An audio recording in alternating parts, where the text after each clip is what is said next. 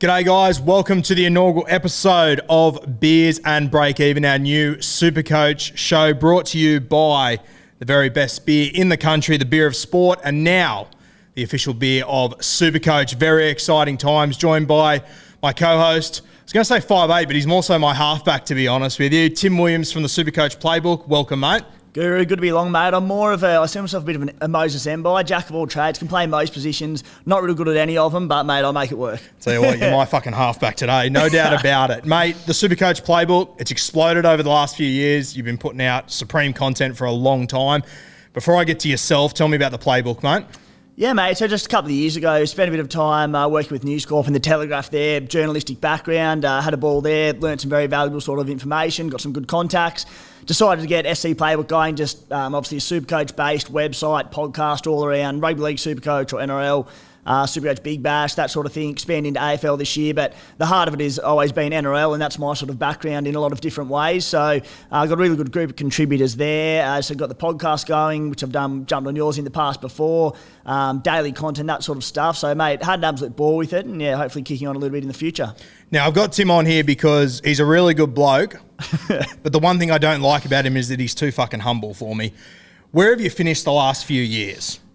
Pretty good track record there, mate. NRL second overall in 2020. I think it was about 410th last year, and yeah, top 1%. I think in last 6 of the last 7 seasons. So decent sort of track record. So we'll hopefully keep that going. Incredible. Top 1%, 6 out of the last 7 years. Unbelievable. Take us back to a couple of years ago when you finished second. There's a bit of a storyline to the last week. I'm sorry to dig into some old wounds, but I think it's a story worth hearing. Hit us with it. Yeah, mate. I'm not sure how much time we've got, but it was an eventful sort of year. It wasn't sort of up around the top, 10, 20 for a lot of the year. Just played the long-term sort of SuperCoach game, which has always been my strategy, and I'm sure we'll get into further on down the track. But basically what happened was got myself into, I think it was 2nd or 3rd position going into the final round of the season.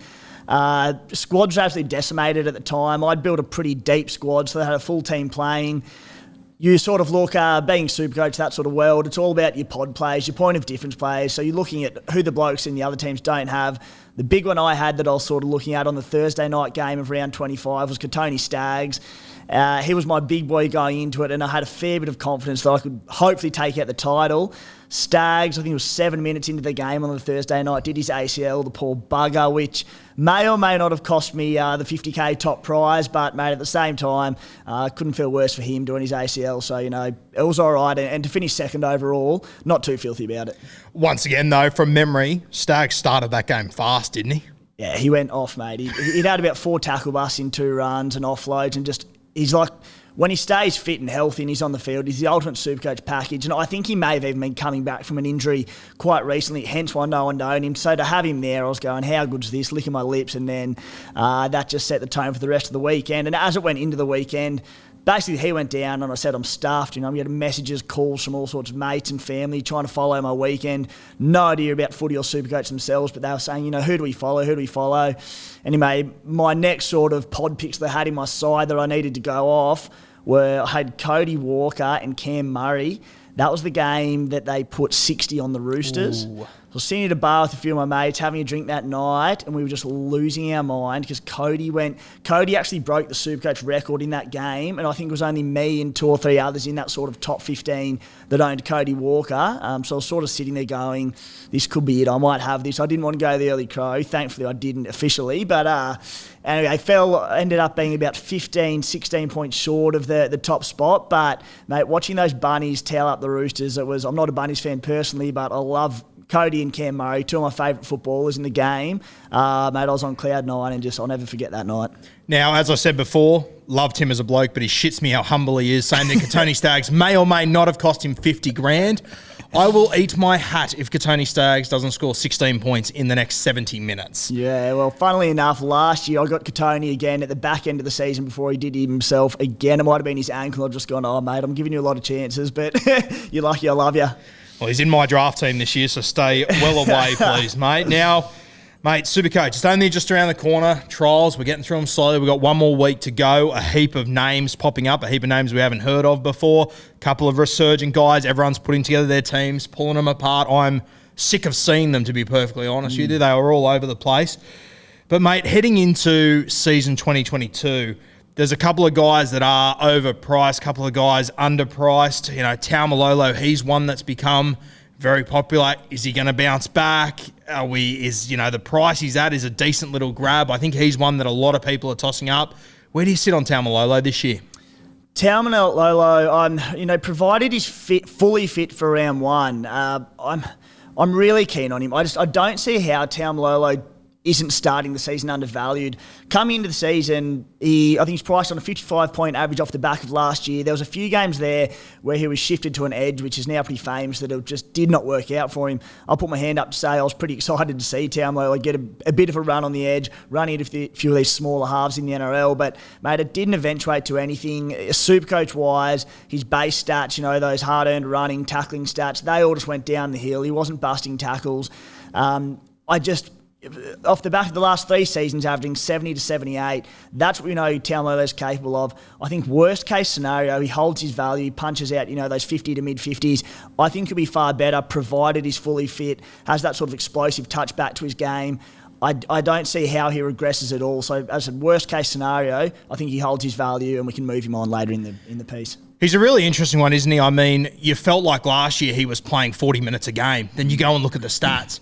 His minutes haven't changed over the last few years, despite this sort of common perception. If he is in the front row, what sort of minutes are you? I mean, we're also relying on Todd Payton to make a right call with him, which worries the living shit out of me.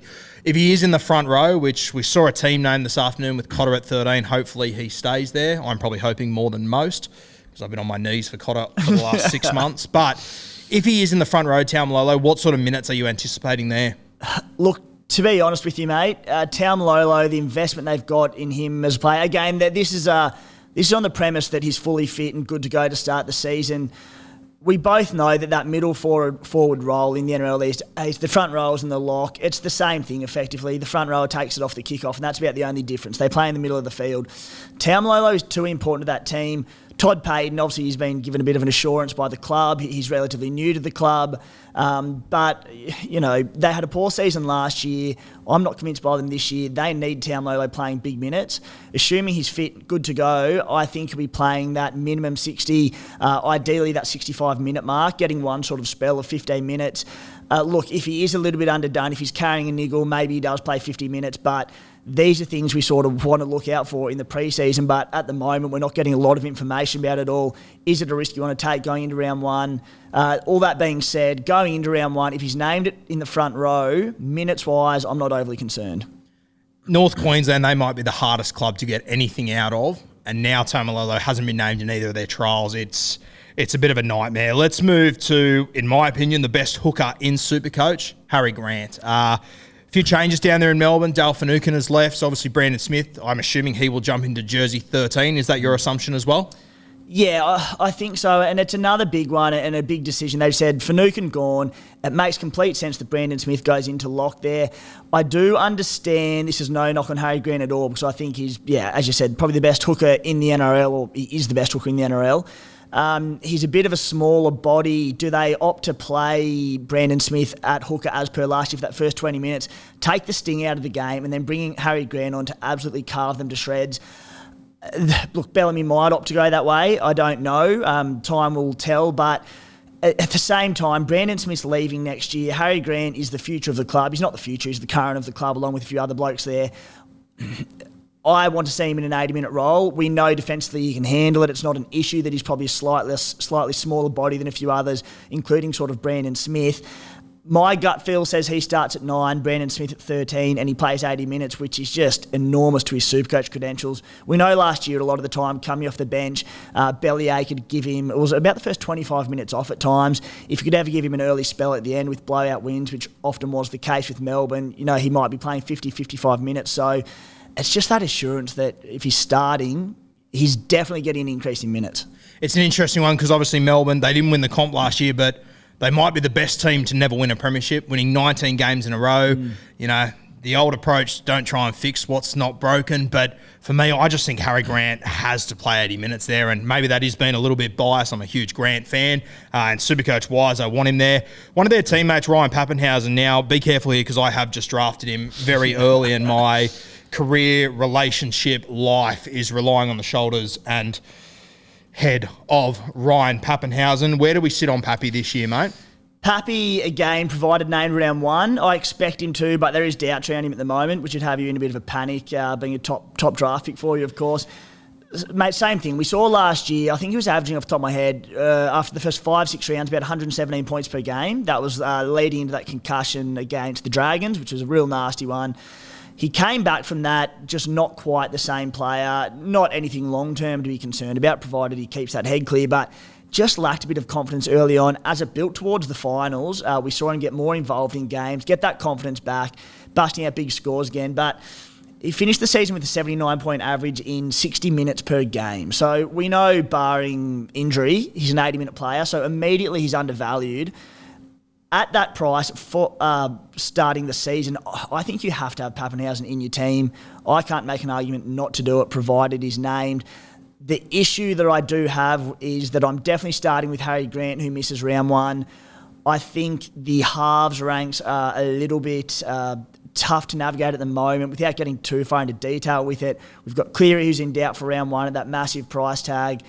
We've got Cody Walker, who mentioned before, a bit of a fanboy of him. Would love to have him in my team, but the Bunnies have one of the hardest draws in the comp to start the year. So I want to, gets me to my point eventually, I really want to start with Cam Munster as well, who's also missing round 1. If we then get to round 1 and Papenhauser isn't named either, that's way too much money to be sitting on your pine, not going into that opening round. So who do you cut there? That's where there's a few decisions to make, and we may start looking at guys like Kalen Ponga, to a less degree Tyrell Sloan. But ideally speaking, I want them 3 in my round 1 team. I think it's one of, and you know better than me, but I think it's one of the more interesting years to start Supercoach because you've got a couple of guys that are more expensive than any players we've ever seen before. Then you've got a couple of other key guys that are missing round 1, round 2. It looks tougher than ever right now, and I feel like when we get to the end of the season and someone's holding a 50K check, we'll look back and go, whatever they did, they nailed the first 5 weeks. It is, and particularly with, we've seen what Peter V'landys and the game have been willing to do in past seasons, and that's changed rules mid-season to suit the climate. We know the COVID climate. This year's going to be worse than ever. We saw, we went to the Raiders trial on the weekend, a certain number 7 in that side pulled out with COVID about 2 hours before kickoff. The year's going to be carnage. So that changes your entire Supercoach strategy going into the year. But then to try and plan around any rule changes that may or not be made. The way I see this season, the big thing I'm trying to grasp is how overvalued players are to start this year. Last year was an unprecedented NRL Supercoach season because of, among other things, the 6 again call, which led to these blowout scorelines, which led to Tom Trbojevic averaging 143 points. So no one had averaged 100 before in Supercoach. Last year, Tommy had that. Cleary was about 107 or so. Belted previous records. Is that going to continue this year? My gut says no. But at the same time, there hasn't really been many rule changes except for a slight tinkering to the 6 again. So based on what we know so far, I don't see why it will change. Does that make every player overvalued to start the season? Mate, there's big decisions to be made. Mate, I remember sitting here 12 months ago and getting ready for draft day and thinking, Teddy with an average of 95 has broken the game. All of a sudden, Turbo beats him by 50 points on average. It is astronomical. You also mentioned a certain Raiders halfback, Sammy Williams, obviously ruled out the other day. I hear he is the best looking in his family. True or false? Mate, not a lot to beat. Worst bloke, possibly the best sort, but he's got to get past the old boy first, so we'll see. He's hanging in there. Mate, let's have a look. One more guy from the Melbourne Storm. He scored a try on the weekend, looked impressive. There's been a lot of conversation about Xavier Coates. Base stats have always been a worry for me. Even if he was to score, I think it was the 17 tries that Fox scored last year, maybe a little bit more. Matty, can you deal how many tries Fox scored last year for us? Also, guys, Matty is here from Bloke in a Bar podcast. We're very lucky to have him. Searched far and wide for the best producer I could find. We ended up with Matty. So we're happy to have him. If Coates manages to score those... 23. You got it, Matty? 23. Wow. Okay, fair whack. If Coates gets to those levels with his base stats, I mean, I can still see him averaging 60, realistically. He's a really interesting prospect. Massively, mate. Coates, one of my first pick this season, and I like that. I remember when I first actually looked into the ownership of players, and last time I checked, he was maybe 25 to 30% ownership, which I was sort of thinking a little bit higher than I anticipated him being, but also not too bad. That's 70% of coaches who don't own Xavier Coates. We spoke briefly before about, what happened last season and how high the ceilings of players were. Guys like Alex Johnston, Ruben Garrick, who'd never been Supercoach relevant, were all of a sudden averaging 75, 80 points per year. Now, they're guys that I think they nearly have to be starting overpriced to begin the year. Supercoach is all about finding value in your round one teams, building your bank, having the pick of the leader later on in the season.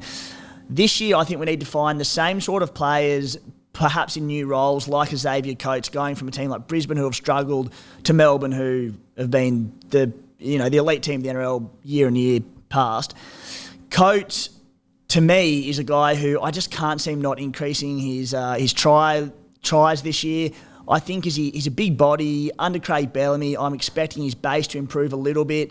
And yes, while there is some sort of risk there in that, all right, his base isn't great, what if the tries don't come? I think the tries will come, as simple as that. Melbourne have a mixed draw to start the season, particularly their easier games, sorry, Tigers fans, but in round one, they're missing key personnel, as we've just spoken about.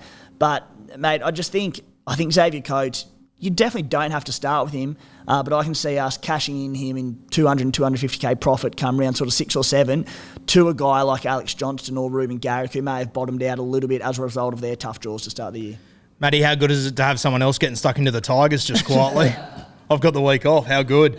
Mate, you mentioned the high ceiling centre wings and different game, but I had my draft on the weekend, right? And Ruben Garrick, Brian Todd, they went after guys like Angus Crichton.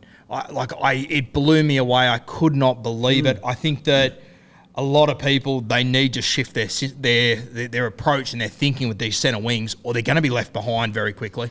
The game's changed, as we said, in previous years. No more so than last year, but for seasoned Supercoach players, we know that positions like the second row forward, the front row forward, you'd base your teams around these guys, all around their base, their work rates. The fact that they could lock in 60 guys, like your Angus Crichtons, who had that upside of being able to score a try and turn that 60 into an 80 or a 90. But we're not chasing 90s now, we're chasing 150s, particularly draft leagues that have captaincies in play. That changes everything again, but the focus has shifted to centre wing. Obviously, your fullback, your spines have always been a big part of it, but your front row forward is almost becoming obsolete and irrelevant, in my opinion. As we know, these things can change throughout the year, but you just find a forward who can punch you out 50 points, and you don't need to pay up big for them. So, looking at a guy like Papenhauser, who I think he's owned by over 50% of coaches to start the year, I don't knock that at all, but he's also like, all right, well, is he going to come out and average 65, 70 when we could be getting someone for 150k cheaper that'll punch out 5, 10 points less a week, but spend that extra 150k a year on a premium sort of centre wing option? I, back in the day, would always, and most people sort of took the strategy of cheapies at centre wing, plug them in, hope they score a few tries. It was a bit risky. Nowadays, you sort of think, all right, I need points in this position, and you might be willing to pay for guys worth 500, 600k, a la Brian Toto, who I'm thinking of starting with, which never would have done in the past. Yeah, and I think Papenhauser is a really interesting one. For me, he's by far and away the best front row forward. I looked the other day at how many tries he scored last year. I had highlight reels running through my head. One try. Yeah. I mean, if he was scoring 5 and 6, 7, 8 tries a year, different story, but mate, you cannot go without these high ceiling CTWs. In my draft on the weekend, mate, I didn't pick a front row forward till round 13, I think. Yeah. And I sat there at the end and went, oh, did I go early then? Should I have done that? Like, the game has just changed completely. Your CTWs, they are so important. Mate, tell me about non-playing reserves this year. So my Supercoach philosophy, and I've had some pretty heated debates on my own podcast with this one about depth in squads, and particularly the past 2 seasons with, as I said, the COVID risks. You bring in the concussion risks that are bigger than ever. We see clubs more than willing to sit people out for extended periods. Your Ryan Madisons, your Ryan Papenhausers, these sort of guys. In the past, that just didn't happen. And it's a great thing for the game and the safety of the current players in the game. Things like that, injury tolls that seem to be picking up. suspensions, the crackdown on head knocks where blokes are getting suspended for 5, 6, 7 weeks, blink of an eyelid, like nothing. Yep. So I just think that all impacts it, and you want to have as many. We get 25 blokes in a squad. I want 25 active players. Again, in past Supercoach seasons, you might pick a non-playing reserve in there, use him for your vice-captaincy loopholes, your auto-emergency loopholes, these sorts of things. Put it this way, there's going to be very few weeks this year where you've got a full 25 playing for the reasons I just mentioned. We want to have the options down the track of when blokes get COVID and all sorts of things impact the season and our Supercoach teams. We don't want to have a 20-man squad where we're forced to pick the only bloke available.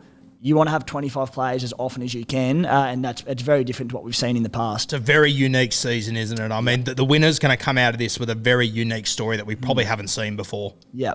Very excited to see how it all pans out. And as you said, it's trying to get ahead of the game and anticipate the best strategies to target the way we think the 22 season will play out. How that'll be, I've my own ideas, but whether they eventuate, we'll see. Now, mate, Tom Trbojevic, he's coming in at an arm and a leg this year. It is beyond belief the money that he's coming in at this year. Round 1, Penrith Panthers. Round 2, Sydney Roosters. Very tough gigs, even for Tom Trbojevic. We've seen him put on monster scores, all last year against these sides. I wouldn't say he struggles. He's probably still well above the vast majority as far as their averages go, but I can't see him knocking over 140-plus scores in these 2 games. The biggest debate heading into this season, do we start with Tom Trbojevic? Can we afford Tom Trbojevic? As much as it pains me to say it, not a chance, I don't think. I don't see how you decimate the rest of your cap for that. As you mentioned, where it gets a little bit awkward is there's 2 tough opening games to start the season. Goes to round 3 where he has the Bulldogs where he could score 250 points. Gets to round 4, I believe, against the Raiders. There's a sub-54 score there, so we can look forward to that one a little bit. But, mate, Tommy Turbo, put it this way, if he comes out in those first 2 games of the season, Penrith Roosters, and scores 150, 200 points, holds his value, you know what? I say it now and I'll probably change my mind, but I'm happy to sit back and go, mate, we're witnessing greatness because they could arguably be the grand finals this year, the Panthers and the Roosters. I've probably got them up there as my 2 top teams. If Tommy can put that on them, and I can't afford him come round 4 or 5 when I'm anticipating getting him in, I'll just stand and applaud because it'll take something pretty special. Can you start with him? Of course you can. Because at the end of the day, SuperCoach has captains. SuperCoach Classic has captains. He's at 10% ownership in current SuperCoach, and he's just produced the best season of all time by a mile. If you do start with him, it's going to be very exciting, but if he goes sub 100 in those first 2 games, he's going to plummet cash. The rest of your team's decimated. Even if he does go big, I think the $700K you spend elsewhere at fullback on, say, a Teddy or a Ponga or whoever it might be, you're going to make up those points elsewhere in your squad and earn money at the same time. So it's a no for me on Tommy Turbo.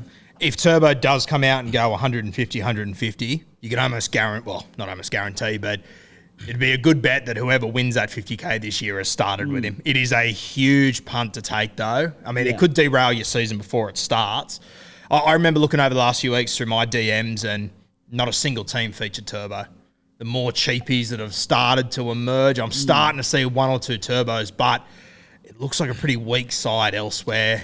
Yeah, and that's the thing. It's very hard to predict your Supercoach teams.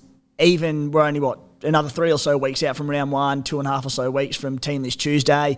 But it all comes down to cheapies, doesn't it? So if out of nowhere we get to round 1 and there's an extra 3 or 4 cheapies named, then you start going, you know what? Maybe this is feasible. Maybe we can make Tommy Turbo happen. But it's going to have to take a lot to come out, which I don't see happening at this stage, to pick Tommy Turbo. It'll be a nervous watch for the few weeks, even if there's only 10% owners.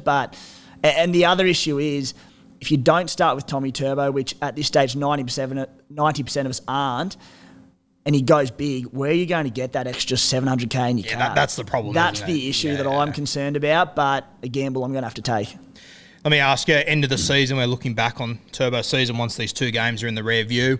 What do you reckon he averages this year? I mean, I was at draft day the other day and, Turbo went number 1, obviously, and I just thought to myself, This bloke could regress an average of 30 points on average and still get the best average by 10 potentially. It is mind-blowing the position he's in at the moment. Yeah, and back on the strategy sort of thing that we touched on before, I just don't see the NRL and Volandis wanting these 50-0, 60-0 scorelines that we saw last season. It got boring to a point. And as I said, they haven't changed any rules at the moment, so maybe they're happy to see it, maybe they're happy to see the points flow. But I feel like while the rule changes and might not occur to stop sort of these things happening, I think we often see with new rules that, and we've seen them trialled mid-season in the last 24 months, it becomes the interpretation of them by the referees, and I can see them slowing. We saw it in the back end of last year, slowing down on the 6 again calls. It slowed the ruck. To a degree, it stemmed these point scoring in the big blowouts. And that's just my gut feel that the way the season's going to go this year. So Manly still might put 40 points on a team, but they might not put 60 points on them, which in my eyes is going to see Tommy, he might come back to a 120-point average for the season or a 110. And as I said, as long as he goes low-ish, by which I mean sub-120 in the first 2 rounds, he can do what he wants after that because he'll be in my team at a lower price, but the first 2 rounds are everything for him. Mate, there's also an argument that if Manly stopped winning by 60, he probably plays more minutes. Oh. I mean, there's so much going into this bloke, it's not even funny. That was the other thing when you look back on last season, best season ever. Mate, the big games where he could have scored the most points, he went off early. Yeah. The amount of times he left the field at the 60th minute, it's just incredible the more you think about it. Yeah, I cannot wait to see him. I was actually out of that game at Leichhardt on Friday night, the doubleheader, and I think had a try assist with his first touch of the game, and just effortless. Like, granted, he had the Hulk in Brad Parker running off his left hip, but boy, he was exciting to watch. It's not a bad year to be Brad Parker, is it? Just quietly. Good God. Kissed on the dick by a fairy. Mate, as I've said a couple of times now, I had my draft weekend. Weekend just gone past, pretty rough one. I'm going to take you through some of my picks, tell you what round I got them. I'm in a 14-man draft comp, so it's pretty deep, pretty tough. Obviously, for those that don't know, draft comp, each player can only be owned by one coach. So the guy that gets Tom Trbojevic, obviously sitting in the box seat. I had pick 4 overall. I went Pappy. So the order it went was Turbo, Cleary, Teddy, Pappy, which I would guess, unless there are some very rogue operators out there, that's how it will go in most comps. Pappy, can I win it with him? Absolutely you can. As I said, last season, 117-point average across his first 5-6 games there. He can emulate this season. It'll be a gun Melbourne Storm outfit again. Harry Grant's only going to get better. And with him carving up through the middle of the ruck, Pappy just feeds off the back. Was it, 4 tries in about 7 minutes or something last year?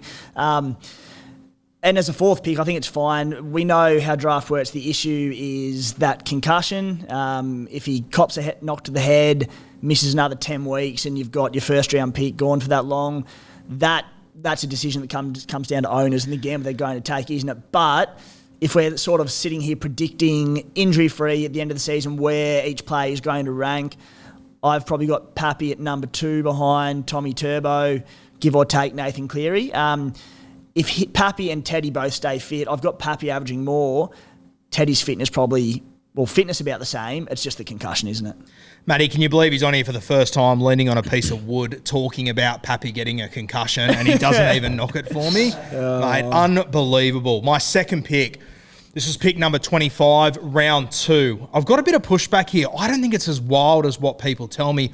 I went for Ewan Aitken. So because I had the ceiling of Pappy, I've gone for Aitken, a bit more solid with a bit more attacking upside. I think people see the average and assume, it's a weird pick. But when you look at his average in the second row, which I think he'll play there for 80 minutes this year, mate, I was stoked with Aitken there. What are your thoughts on that one? Be honest with me. Are you sitting him in your second row in your team at the moment? No, he'll be in my centre wing. So for me, I think he'll be the most, I'm probably thinking old school again. I think he'll be the most consistent centre wing. I just thought at pick 25, if I waited the next round, I was worried that I'd lose him.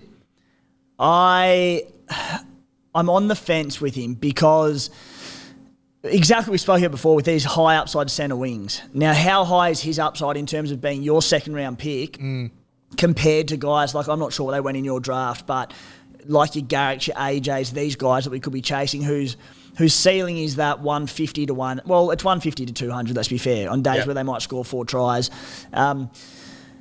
Aitken is going to be as rock solid as you can get if he's playing 80 minutes on the edge for the Warriors, which we should assume he will. Last year, he went nuts there. While we sit there and say maybe the ceiling of others isn't there, in those handful of games he played last year, had 128 in round 20 there. That's a pretty damn good ceiling for a bloke who's going to pump out. He was averaging about 50 in base during that time. I think there were a couple of games he averaged late 50s, mid 60s in base. Yep. So if he's pumping out 45, 50 in base, we know he's got attacking upside in terms of comparing to other back rowers. Durability is another thing for me, mate. So I'm looking at a few of your picks here. I'm looking at Papenhauser, who could go at any minute. Ewan Aitken, he's strung a few together the last few years, but injuries always worry me with him. And then the next bloke on your list, we've already spoken about him. Well, my next bloke was part of the reason why I picked Aitken. I knew I'd be able to get my hands on Katoni Staggs because I knew other blokes in my comp wouldn't want to gamble on that injury. I'm happy to take a punt on draft day. Staggs, mate, I just think I'm happy to lock him in as a top 5 CTW if he stays fit the entire year. Especially with Reynolds and Walters there, I mean, he got more ball the other night than I've seen him get in 3 years in the 20 minutes Walters was on the field. I'm very high on Staggs, and he's part of the reason why I went Aitken, because I knew I'd be able to get Staggs next. You are making me nervous, though, I'm not going to lie. Yeah, look, these are the gambles we take in SuperCoach, isn't it? And at the end of the day, you can play conservatively, but you're probably going to have to take a few of these calculated risks to win your SuperCoach draft league. I love your picks. Whether or not I'd have gone with the same 4 in terms of injury history, I'm not sure. But Staggs is a bloke you look at who, if Brisbane can be improvers this year and they find a way to use him a bit better, as we said, like in the past, they haven't used him terrifically well, giving him that early ball that we know he needs. And you get him 1-on-1, he'll beat a bloke 9 times out of 10. Let's be honest here, they've used him awfully. It has been hard to watch. So there's another, I'm all about sort of calculated risk when it comes to SuperCoach and how are they going to use him this year? Look, if they're going to win games of footy, they have to get him early ball. But, I mean, it's the same leadership as last year, isn't it? A few different personnel changes. The big one there is they've got a cool, calm, collected head leadership role in Adam Reynolds this year. And he's a very smart footballer, and I don't think he's going to be dumb enough to not get Staggs. So what edges are we looking at there? Is Reynolds going to play right edge again, as we predicted at the Bunnies? I suppose it depends who his halves partner will be. Depends who his halves partner is, but he's played pretty well his whole career there, as far as I can remember. So Staggs will be on the right, so we'll have Reynolds feeding him ball. What Reynolds does better than most halves in the NRL for mine, not as good as his old halves partner, Cody Walker, who's the pick of him, but he's quite good at digging into the line, attracting those defenders, getting the defenders to turn their hips in, and then just goes whack real late. He'll be hitting Katoni Staggs with more space than he's seen in his career. He could have a field day off it. Now, if Adam Reynolds was to go to the left edge, which he shouldn't, I really don't think he will, that's where there'd be a little bit of cause for concern. But provided Reynolds is on that right edge with him, Staggs is going to open up his game so much. Look, ideally, I'd rather Reynolds on the right, but mate, even if he's on the left, I just feel so much more confident that he knows the Ferrari is out there and they're going to work their sets to that. I just feel like he's got the football awareness to be able to get this Broncos team to the right spots. It's the one thing over the last 3 weeks, I think Walters has been decent at it. Gamble and Kelly, though, it's running around like a chook with its head cut off. You're just all over the place. I just think they'll get more structure out of having Adam Reynolds, and hopefully if he stays injury-free, tap it. Don't sit there quietly, my friend. Hey, hopefully Staggs goes off. Who have you got as your halves partner to Reynolds? Because I know putting my predicted teams together for the website at the start of the year, I had Albert Kelly. I thought he'd done enough. I mean, a lot changes over an off-season and a pre-season, of course, but I thought Albert Kelly was quite good last year. I think he's good defensively. I think he offered enough in attack in what was a really ordinary side. It didn't help that there wasn't a lot of direction there, and I know that, obviously, as a half, particularly an experienced half, that's coming off him as well. I had him. The further we go into the trials, I believe he and Walters were named in the halves for this weekend, but it sounds like they're leaning more towards Walters. Which way are you going? I'm going Walters now. I've always been heavy team Albert. I've always been a fan of him. But, mate, I just think what Walters has done over the last few weeks, and I get it, they're trials, but the reality is there has been a jersey thrown in the middle of them, and for me, I think Walters has been the best bloke by far and away for the job. There's been little things that Albert Kelly has done that I think he's played himself out of the jersey. To some extent, I think Tyson Gamble has been similar. I think Tyson, I love him. I just think he tries too hard sometimes. And Tyson's one of those guys that if he gets in a hole, he will try and dig himself out of the hole, which I love. But it hasn't paid dividends for him the last few weeks. So thinking out loud as well, so correct me if I sound like an absolute moron, and I probably will, but very much thinking out loud. What it probably affords them to do as well by having Billy Walters in the halves is provides cover for, well, they could go Jake Turpin or Corey Pax at hooker. If they want either of them to be an 80-minute hooker, which I think particularly young fellas, granted a bit of injury history, as best as possible, you want your hooker to be playing 80. Walters gives them cover at hooker if they then want to opt for another 14, maybe like a more versatile backline sort of utility. If injuries do occur, you can go Billy Walters to 9. You can go Tony Staggs into the halves to finish the game. So I do like that versatility in the team by picking Walters. Whether I would change my entire team structure around that option, maybe not, but you can see why you might go that way. Mate, the beauty of their situation is they've got depth. And the beauty of their situation is that they've got 3 blokes, or 4 blokes if you include Ezra Mam, 5 if you want to include Tamari Martin in a few weeks' time, fighting for not only a jersey but the opportunity to play alongside one of the best. Straight away, that elevates them for the next few years for me, learning off Adam Reynolds and whatnot. Wouldn't you love to see Tamari Martin come back alongside Adam Reynolds? I think he will eventually, to be honest with you. I think we'll see him at some point. Watch him in that trial the other day. Me and Denham were talking the other day. He took a couple of shocking options, but they still looked good. Yep. He still looks silky and smooth. I just think it'll take him a bit of time. Round 7. I went with a bit of a bolter here, but for people that haven't seen this kid play, you'll probably think, good God, that's early. For me, I actually reckon I got a bit of value here.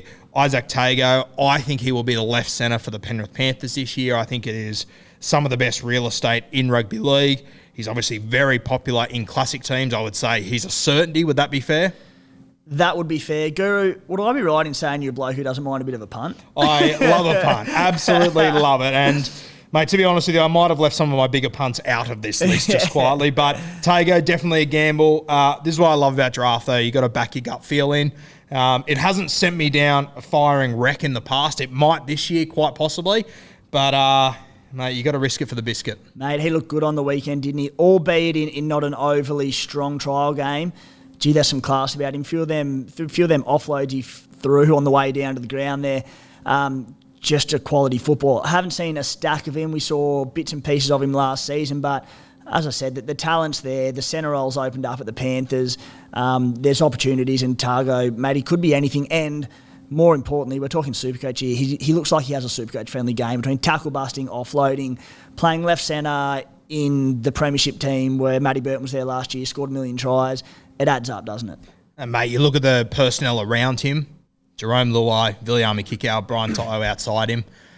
Good God. The other beauty of this is that Dylan Edwards doesn't tend to play down the left edge. It just provides more and more ball for him. So I'm very keen on him at pick 88, and that'll be my advice to a lot of people out there in your draft comps. Get this guy. Don't worry about value. I think he's going to be a star. Now, one, I'm very interested because you have got a little bit of intel into the Canberra Raiders side each year, if people haven't put that together yet.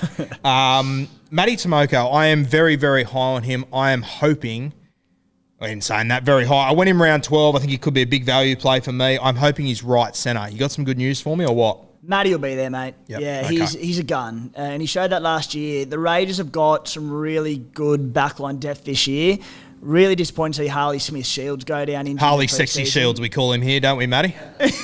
Harley Sexy Shields. He's a good-looking man, Harley. So, shame that he's gone down. But, I mean, I wouldn't say they're stacked with guns in the back line, but it is solid depth between... We've got Jared Croker fighting sort of fitness. He had off-season surgery, getting towards the twilight of his career, obviously. Still plenty to offer, but when you've got blokes like Sebi Chris knocking the door down, Georgie Rapana's going to miss the first couple of rounds due to suspension, but then we look at the whole Chance v Savage debate at fullback, and the loser of that probably goes onto the wing without Georgie Rapana. There's a lot of options in the back line. Probably the only safe one that I could say in that team is going to be Matty Tomoko. He's won his spot there. He's terrific. Again, in a SuperCoach context, he's a tackle breaker. Sort of decent base on him, but just a good footballer, and I like what I see from Matty. I'll tell you right now, if I would have had this conversation with you 7 days ago, I would have pushed him up as high as round 9 or so. I really do think he has got some huge upside in SuperCoach this year. Yeah, the kid can play, massive fan. So I said hopefully he stays fit and puts a few wins together with the Raids. Now, mate, as I said before, you're the expert I've got on here, top 1% the last 6 or 7 years, whatever you were bragging about as you normally do. Tell me, what does your team look like this year? What little bit of intel can you give us to your side? You won't give away the whole thing because I'm sure it'll change another 1,000 times before the next trial, let alone team list. But sprinkle us a couple of names here that you're confident will be there round 1. Yeah, mate, so I'm pretty locked into a Teddy Pappy fullback combination at the moment. Again, provided Pappy gets named round one. I said I'm on the fence with Munster just due to having him and Harry Grant in my team. I think I'm going to be forced into Ilias and Blake Tafe. And I think most people will, and I think you'd be silly not to.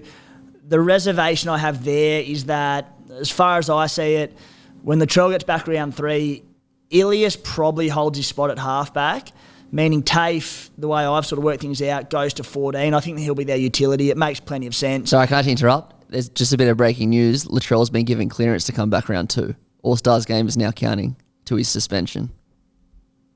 Huge. How good? Was that the NRL applying some common sense over there, was it, Matty? Good God. Lara Pitt just reported it then. What is happening? Yeah, well, there you go. When you talk about round 1 teams and how quickly it can change, I'm more hesitant to go Tafe now in my team. And if there's other cheapies that arise, Tafe I will be keeping out of my team unless we sort of get the vibe, because we know Tafe can play in the halves as well, and he's played a lot of his footy there.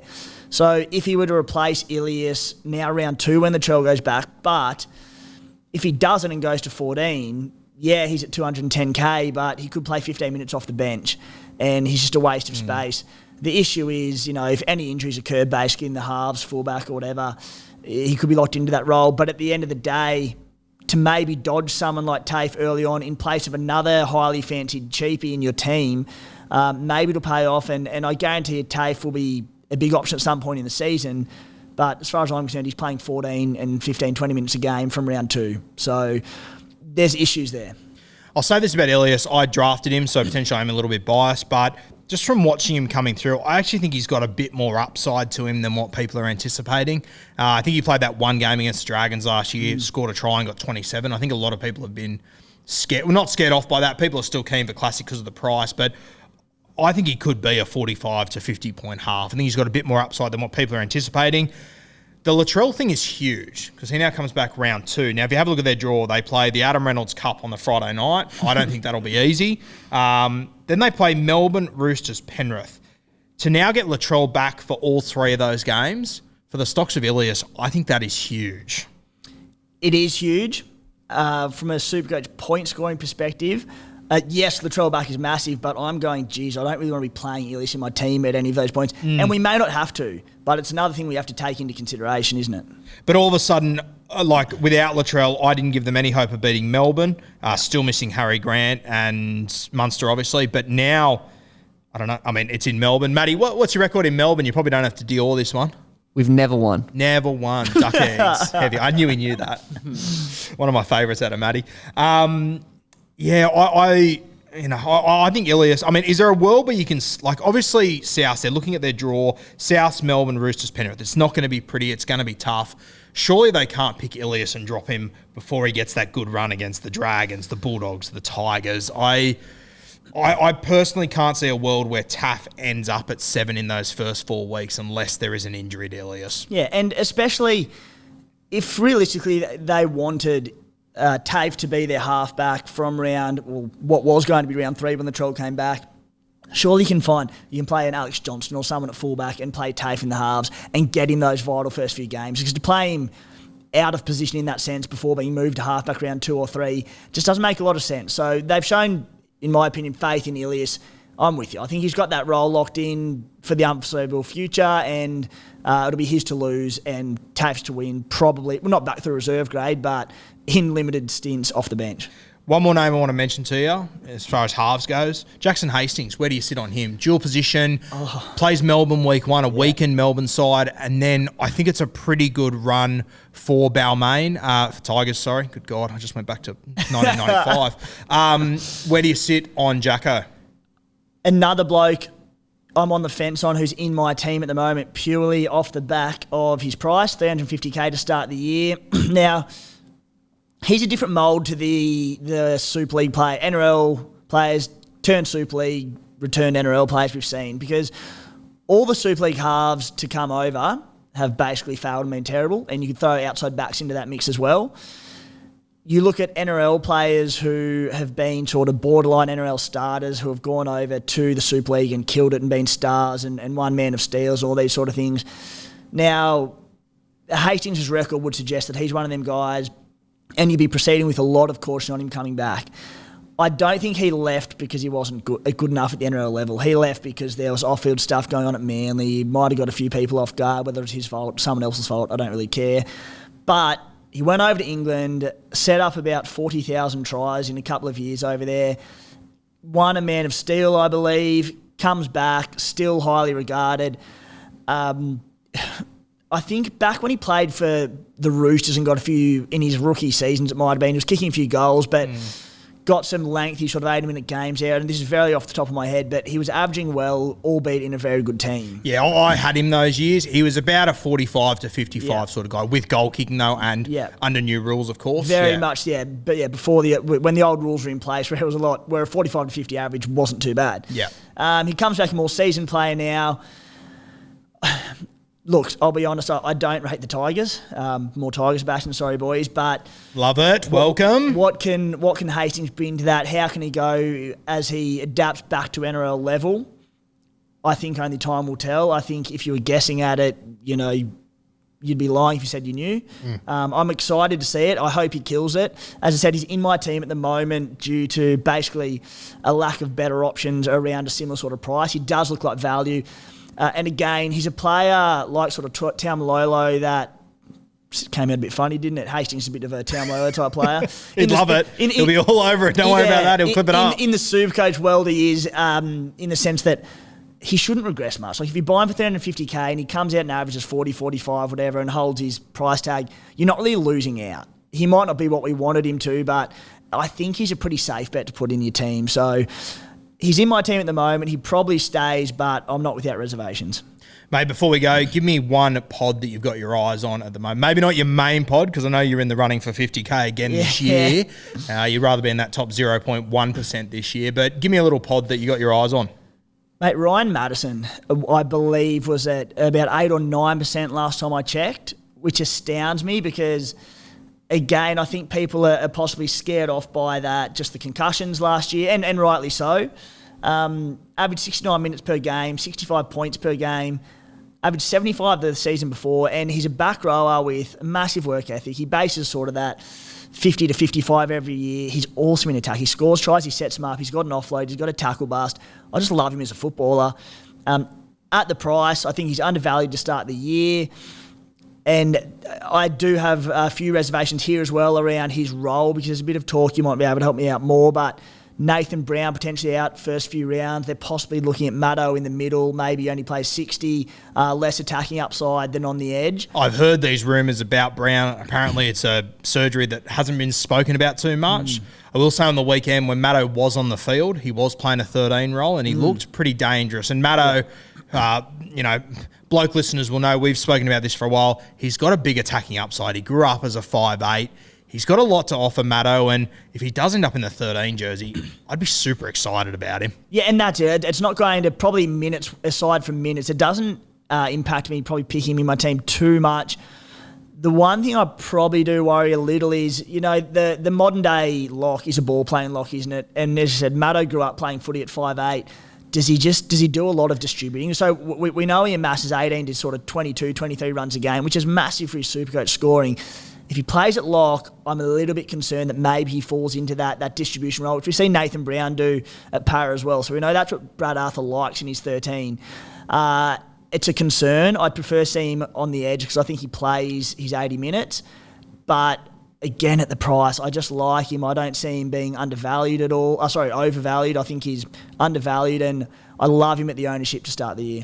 Mate, I love nothing more than a ball-playing 13, but when it comes to SuperCoach, it's becoming a bit of a mirage to some extent. Unless you're a guy that makes 40 tackles, it can really be a bit of a kick in the dick, Jake Trbojevic sort of style, where you become a ball distributor. Mate, very interesting. I think that'll do us for our first episode. We will be back every Tuesday, especially once the season starts. We'll be getting stuck into team lists every single week. Timmy will have a heap of tips for you every single week. Buy, hold, sells. He'll be doing all the hard work. Don't worry about that. Guys, if you are not following the SuperCoach Playbook, the absolute best content in rugby league, Timmy is the head honcho, the CEO, the face, you name it. He does it all. Mate, where can they find the SuperCoach Playbook? Very kind, mate. So scplaybook.com.au on Facebook, Twitter, Instagram, all those good places. Then weekly podcasts as well, pop out of generally a Tuesday or a Tuesday night during the season. So should be a busy Tuesday from now on for us, but I'm looking forward to it. So if you're keen on your Supercoach and even just footy content in general, yeah.